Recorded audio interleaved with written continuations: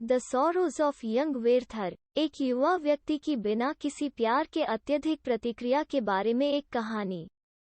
अपने मित्र विल्हेम को एक संवेदनशील और भावुक स्वभाव के युवा कलाकार वेर्थर द्वारा लिखे गए पत्रों के संग्रह के रूप में प्रस्तुत किया जाता है। ये विल्हेम के काल्पनिक गांव में रहने का एक अंतरंग विवरण देते हैं। वेट्सलर के पास गाबेनहैम डी. इट. एनिल पर आधारित 3, जिनके किसानों ने उन्हें अपने सरल तरीकों से मंत्रमुग्ध कर दिया है।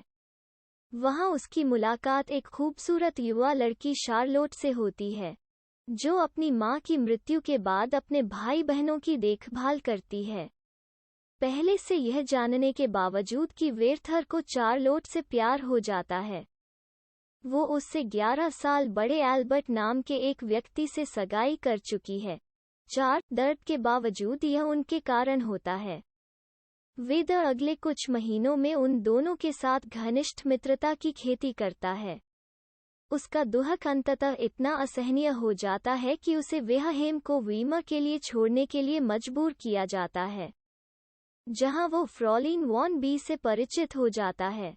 जब वो भूल से किसी मित्र से मिलने जाता है तो उसे बहुत शर्मिंदगी होती है और अप्रत्याशित रूप से पूरे अभिजात वर्ग के साप्ताहिक सभा का सामना करना पड़ता है।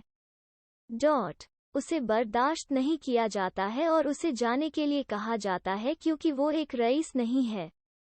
उसके बाद वो विल्हेम लौटता है, जहां वो पहले से कहीं अधिक पीड़ित है, आंशिक रूप से क्योंकि शार्लोट और एल्बर्ट अब विवाहित हैं। हर दिन एक यातनापूर्ण अनुस्मारक बन जाता है कि शार्लोट कभी भी अपने प्यार की भरपाई नहीं कर पाएगी। वह अपने दोस्त के लिए दया और अपने पति के सम्मान से फैसला करती है कि वेर्थर को इतनी बार उससे मिलने नहीं जाना चाहिए। वो आखिरी बार उससे मिलने जाता है, और जब वो उसे ओसियन के अपने अनुवाद का एक अंश सुनाता है, तो वे दोनों भावना से अभिभूत हो जाते हैं। उस घटना से पहले भी वेर्थर ने इस विचार पर संकेत दिया था कि प्रेम त्रिकोण के एक सदस्य, शार्लोट, एल्बर्ट या वेर्थर, को स्थिति को हल करने के लिए मरना पड़ा।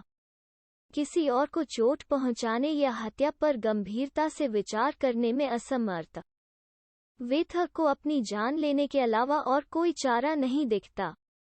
अपनी मृत्यु के बाद मिलने वाले एक विदाई पत्र की रचना करने के बाद वो एल्बर्ट को अपनी 2 पिस्तौल मांगने के लिए लिखता है, इस बहाने कि वो यात्रा पर जा रहा है।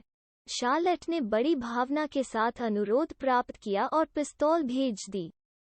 वेर्थर ने खुद को सिर में गोली मार ली, लेकिन 12 घंटे बाद तक मर नहीं गया। उन्हें 2 नींबू के पेड़ों के बीच दफनाया गया है, जिनका उन्होंने अपने पत्रों में अक्सर उल्लेख किया था। अंतिम संस्कार में कोई पादरी या एल्बर्ट या शार्लोट शामिल नहीं होते हैं। पुस्तक इस सूचना के साथ समाप्त होती है कि शार्लोट टूटे हुए दिल से मर सकती है। मैं कुछ भी नहीं कहूँगा। शार्लोट के दुहक... शार्लोट का जीवन निराश था।